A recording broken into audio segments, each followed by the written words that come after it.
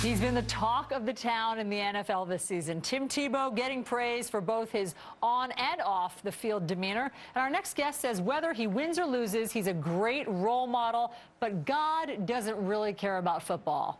Fran Tarkenton, inducted to the Hall of Fame in 1986, a quarterback that threw for 342 touchdowns. He's also a contributor to the Wall Street Journal. Joins us this morning. Good morning to you, sir. How are you? Good morning. Great to have you on the program. You wrote a great piece in the Wall Street Journal asking a question: if God gets credit for the win, does he also take blame for defeat? Which I thought was an interesting look at all of this. 43% of people in a poll said that divine intervention is helping Tim Tebow on the football field. Is it? I don't think so, but, you know, sometimes you wonder, don't you? This is the most unique story ever in football. There's never been a Tim Tebow. I mean, he's not a prototype pro quarterback. He's a college quarterback. He's a runner. He doesn't throw like quarterbacks do, and it's all about the passing game.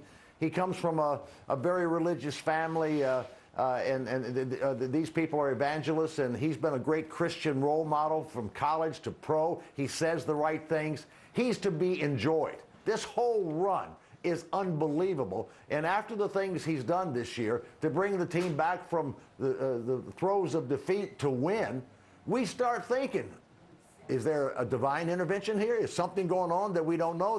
What's the mystery? I will assure you, if he beats the New England Patriots tonight, and it'll be the most watched playoff game of the weekend by far, if he wins and the Denver Broncos win, that 43% may go to 93% because it's improbable. Because they're two touchdown underdogs, Fran. Yeah, I mean, you're going against Tom Brady. I mean, and you're Belichick and the great Patriots, and they have no chance. They're 14-point underdogs.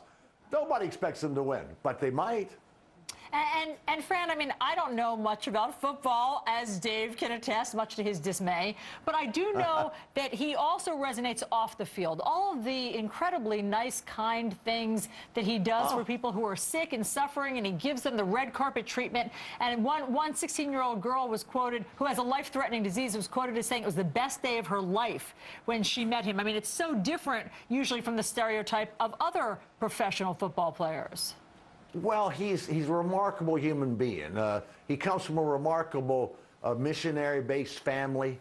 I've never seen a young man in the spotlight, and he was in the spotlight in college and now in pro football. He's more in the spotlight than Brady or Aaron Rodgers or Drew Brees, who've set passing records this year, and yet he says and does the right things. He is a great human being, and he is a great role model, and he is to be enjoyed. This is an experience that's unlike anything I've seen in pro football, and enjoy it. It's great. What a role model he is. Yeah, it's nice we're talking faith, not felonies, as so often we are in professional sports.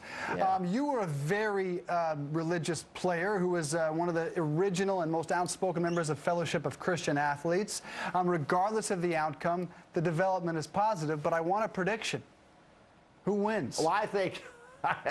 I think New England is the biggest favorite of the 4 games this weekend. I think there's a 99% chance that New England wins, and I think they'll win decidedly. And that's why it's so much fun to watch, because, you know, Denver can win, and Tebow can win. And again, if they do, we may all get in the Tebow pose and rethink how we think. Well, anything is possible. Allie's Tebow, if they win. I have been known to Tebow. Fran Tarkenton, thanks so much for coming on with us. Great to talk to you. My pleasure. Thank you. Great to have you on. Up next, a new plan from the Obama administration may drive gas prices